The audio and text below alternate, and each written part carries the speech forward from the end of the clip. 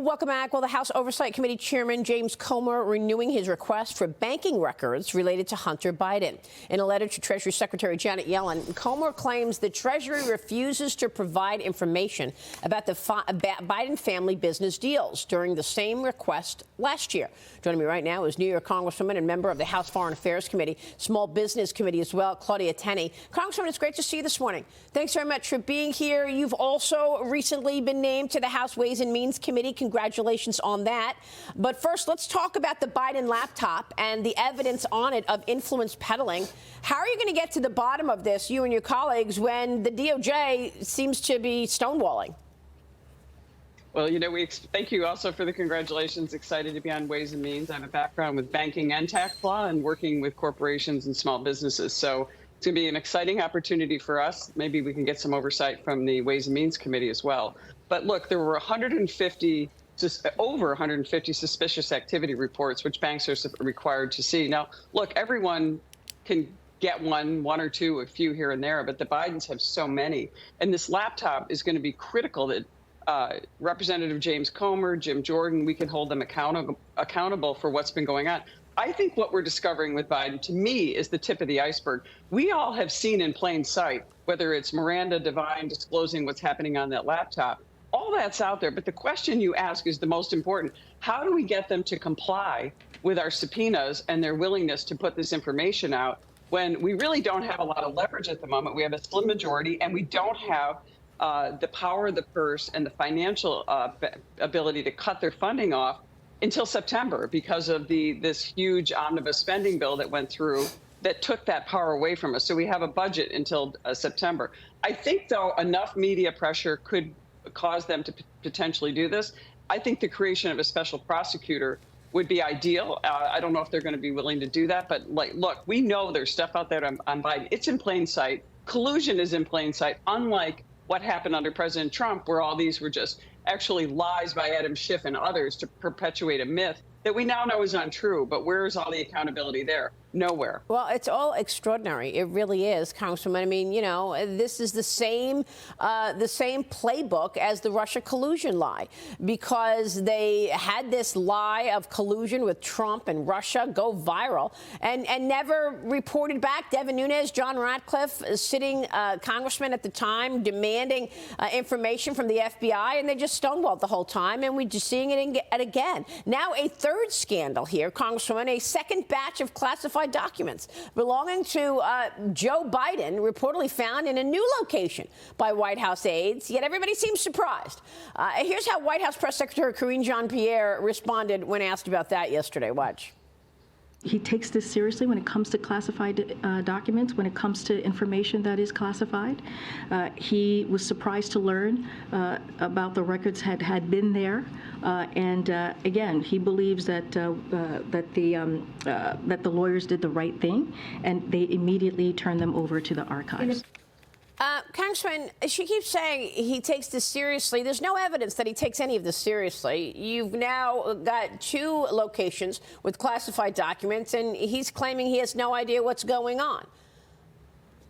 Well, look, I give her credit, because to be the press secretary and have to lie for the biggest liar in modern politics is quite an extraordinary obligation and job. What's she going to say? He may not even know where they are. But look, we know there's more coming out on Joe Biden. The laptop revealed so much that's just the beginning. That's just the top, as I say, the tip of the iceberg. It's the breadcrumb trail to what we could see. Where are the documents we don't know about around the world with China, with Ukraine and Burisma and all these other? This is just the beginning of what we need to investigate. And it's curious that Joe Biden, is the one that everybody jumped out of the race. Pete Buttigieg and Amy Klobuchar all tearfully backed out of the presidential race, all to back Joe Biden, because they had this false narrative that Joe Biden was a regular guy that rode Amtrak, living in $10 million homes and having the lifestyle, not just Joe, his family. So I think if there's a lot the Democrats had to cover up, and I have to wonder if the Democrats are let him go now. Now we've got to find somebody else, because we know this is going to be too much and an impossible mountain to climb for the Democrats coming into 2024, as we look at a whole new crop of Republicans that are going to be coming forward. So I think there's a lot to be seen here, and the Democrats are scrambling I think they're about ready to throw Joe Biden over. And you can see even his press secretary can't defend him. Todd. Will Republicans in the House look into these Chinese ties to that UPenn think tank, where at least the first batch of documents were found, in light of the fact that millions upon millions of dollars were donated to the University of Pennsylvania within months of this center opening?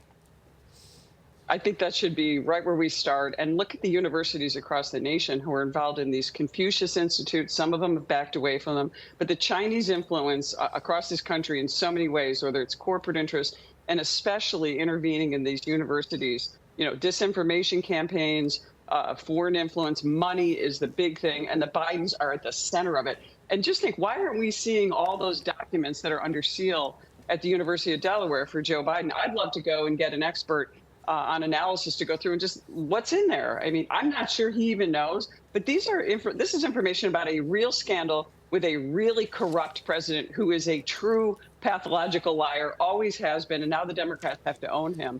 And I think the Republicans have to be strong on this. We have to fight just like the Democrats did.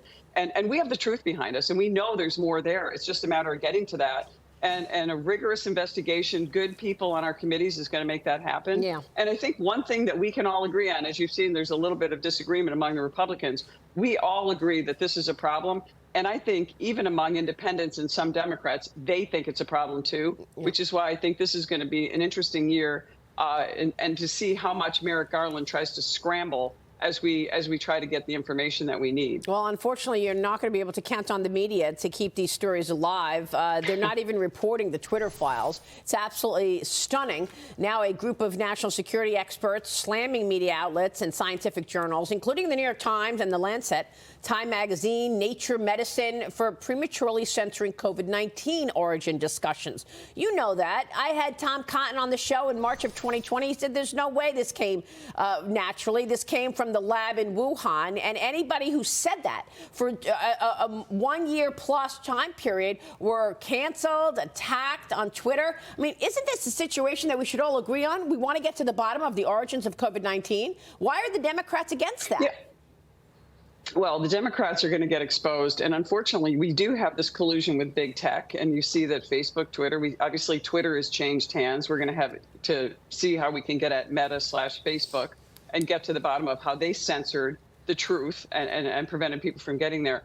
I think this is an interesting time in media. There was a time when the Republicans and the conservatives had no media, and all of a sudden Rush Limbaugh came on the scene. We now have Maria Bartiromo and others who are out there telling the truth. And I think that it's critically important that we continue to put that information out. I was a small newspaper owner. I know I know it can happen on both sides. But what I see, the censorship is really, really the heart of what's wrong with our media. Yeah. When I used to go through hundreds of press releases every year, every week, actually, I had to pick through them. So this is a time we have an information explosion, but we need to make sure that people have access to the truth and access to the information, and also have the thinking skills to know what's true and what isn't. Well, and that's the biggest thing. The deception by the mainstream media is what's really hurting this country. How extraordinary that the media is not fighting tooth and nail for freedom of speech, and how they keep getting hoodwinked by these Democrat narratives. You would think somebody would say, wait a minute, you told me this. Well, what's your answer now that we know this is not true?